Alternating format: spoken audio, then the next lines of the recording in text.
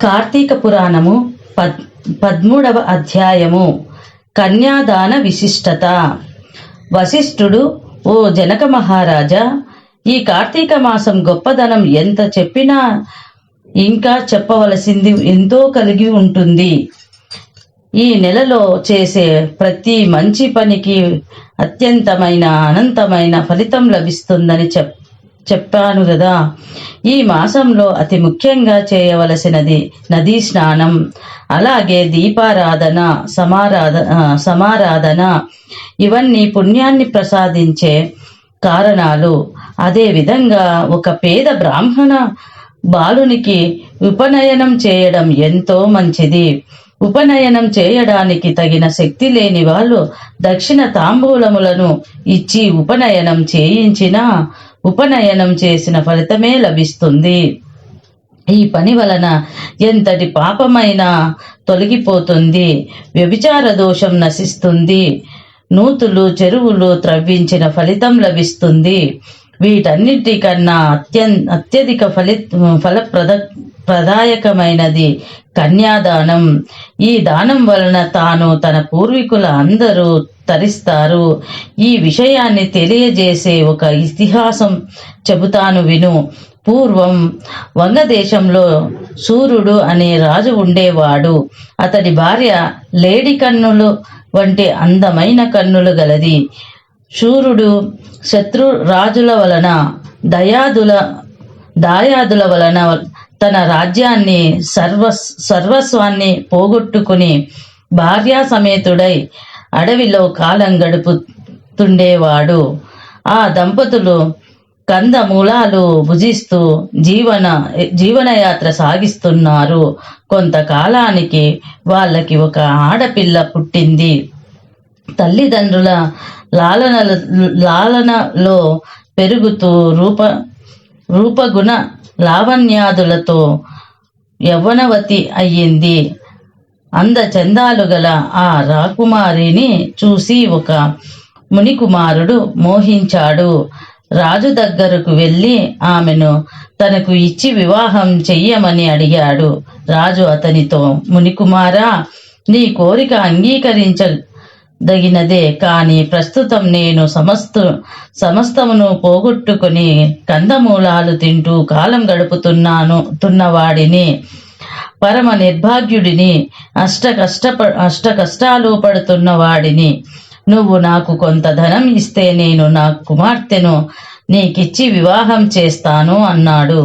అప్పుడు ఆ మునికుమారుడు కుబేరుని గురించి తపస్సు చేసి కుబేరుని అనుగ్రహాన్ని సంపాదించి సమస్త సిరి సంపదలను పొంది ఆ సిరి సంపదలను మహారాజుకు ఇచ్చి రాజు కుమార్తెను వివాహం చేసుకున్నాడు.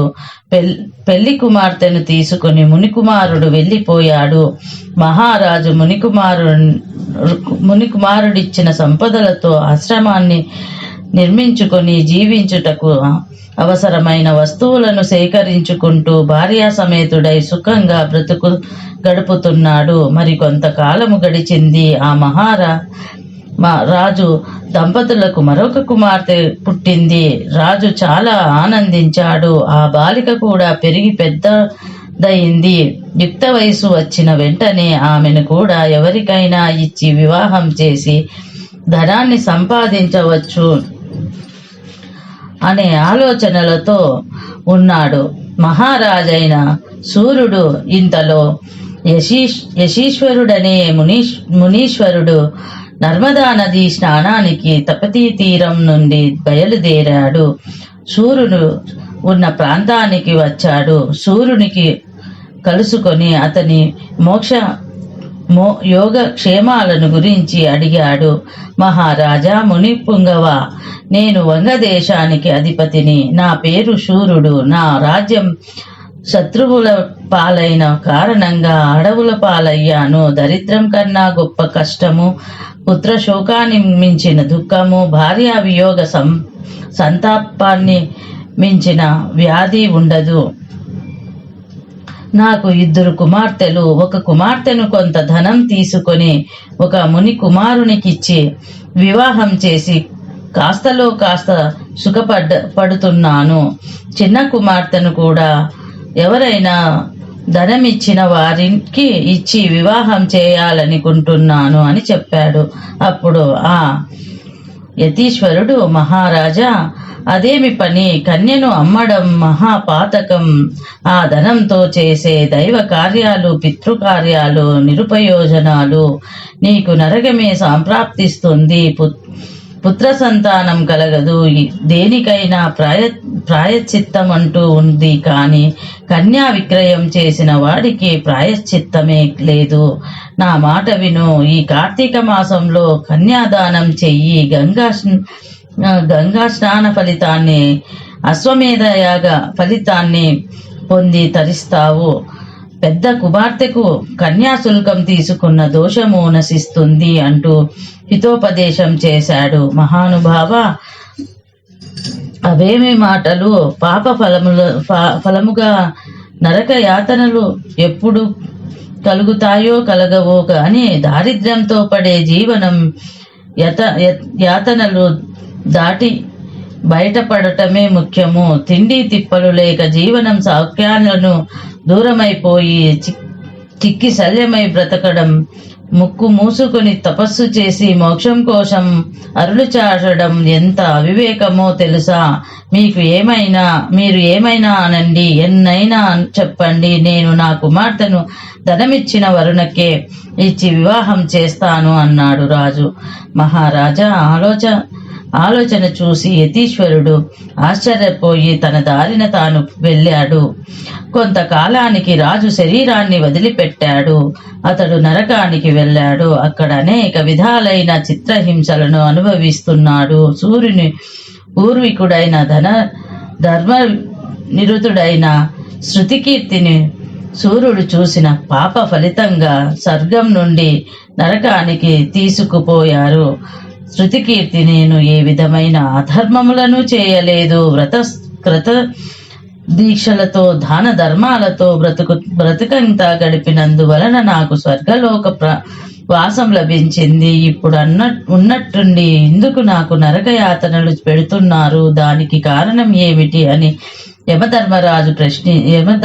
యమధర్మరాజునే ప్రశ్నించాడు.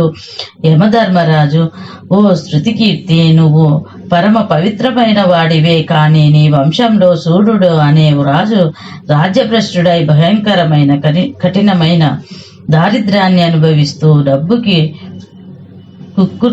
కక్కుర్తిపడి తన కుమార్తెను ముని కుమారునికి అమ్మాడు. అతడు చేసి ఆ దోషం వలన నీకు ఈ దుస్థితి కలిగింది అని చెప్పాడు.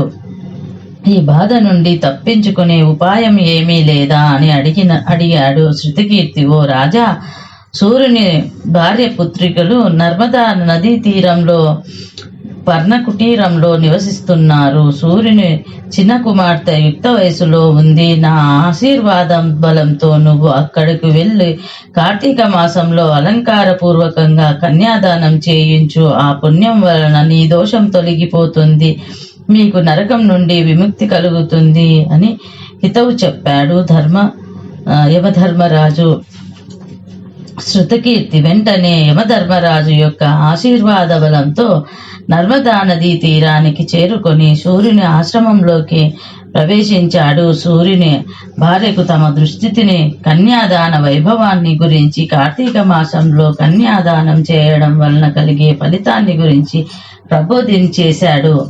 అప్పుడు అందరూ కలిసి సూర్యుని రెండవ కుమార్తెను విజ్ఞాని, మంచి అందం, ఆకారం కలిగిన యువకునికి ఇచ్చి కార్తీక మాసంలో వివాహం చేశారు. అందరూ తరించిపోయారు. మొదటి కుమార్తె వివాహానికి తీసుకున్న కన్యాశుల్కం దోషం కూడా తొలగిపోయింది. కనుక జనక మహారాజా, కార్తీక మాసంలో కన్యాదానం చేయడం వలన వచ్చే ఫలితం ఎంతో గొప్పది. బిడ్డలు లేనందువలన కన్యాదానం చేయలేని వారైనా సరే ఏ నిరుపేదకో సహాయపడి కన్యాదానం చేయించిన వరుని కాళ్ళు కడిగి కన్యాదానం చేసిన పై ఫలితం దక్కుతుంది. అది కుదరని వారు విధుల ప్రకారం ఆబోతుకి వివాహం అచ్చుపోసి వదలడం చేసినా ఫలితం లభిస్తుంది అని వశిష్ఠుడు వివరించాడు. ఆడపిల్ల పరాశక్తి అంశ. ఆమెనే అమ్ముకునే వాడికి ఏ గతి పడుతుందో సూర్యుడి కథ సూచిస్తోంది. కన్యను ఉత్తమమైన దానం చేయాలే తప్ప అంగడిలో సరుకుల అమ్మకూడదు. నరకం ఉందా, పోయినాక చూస్తామా అంటూ పిచ్చి ప్రశ్నలు వేసి పిచ్చి పనులు చేసే వారికి ఈ కథ ఒక గొప్ప గుణపాఠం నేర్పుతుంది. 13వ రోజు పారాయణం సమాప్తం. సర్వే జనాః సుఖినో భవంతు.